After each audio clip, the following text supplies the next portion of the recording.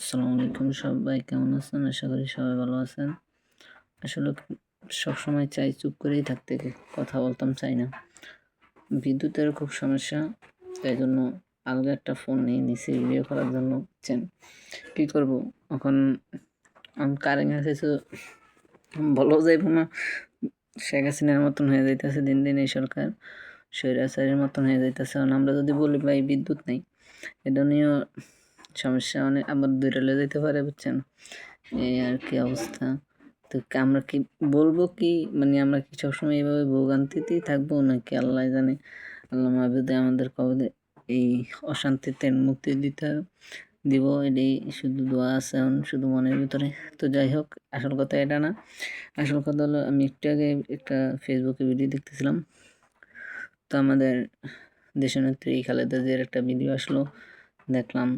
সে বলছে এই যে আজকে তার কথার সাথে কিন্তু সে কিন্তু এটা ভবিষ্যৎবাণীর হিসাবে আমি ধরতেছি যে তার কথাটা ভবিষ্যৎবাণী হিসাবেই রইল।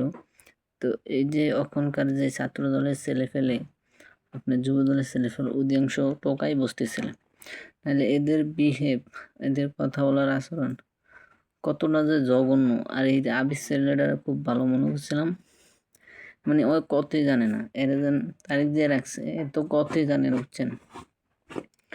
তো এগুলা বসতেছিলি আমার মনে হয় খালেদা জিয়া বলছে, সে তো এই তারিখ দিয়ে তখন আপনার মনে করেন তার